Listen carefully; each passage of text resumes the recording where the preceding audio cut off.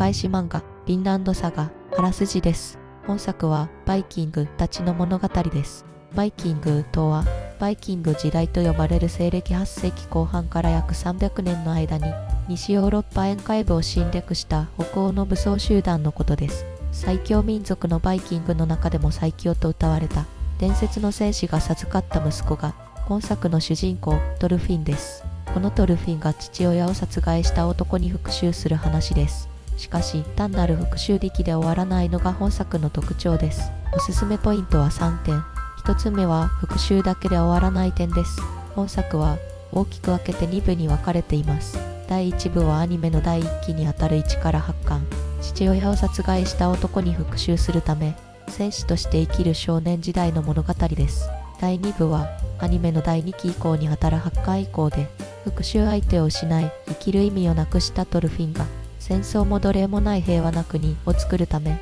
フィンランドという地を目指す成人後の物語です。フィンランドは北アメリカ大陸にあったとされる、バイキングの入植地の一つです。タイトルについて、フィンランドはその北アメリカ大陸の地で、サガは物語っていう意味なんよね。つまり、フィンランドサガは、フィンランドの物語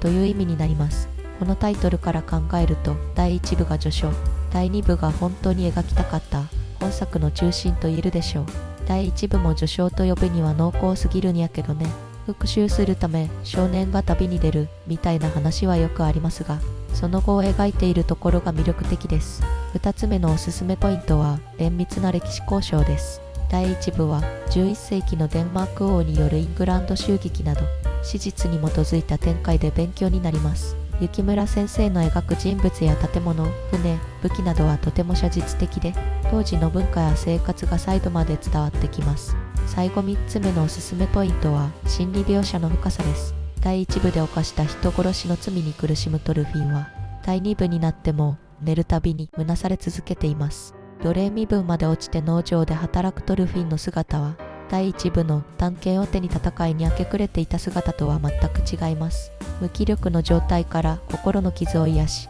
本当の強さを見つけていく過程がとても繊細に描かれているんよね。主人公最強、地位と無敵な漫画も読んでてスカッとするから嫌いじゃないですが、フィンランドサガの一見地味だけど真の強さを追求するトルフィンの姿を見守りたくなる、そんな作品です。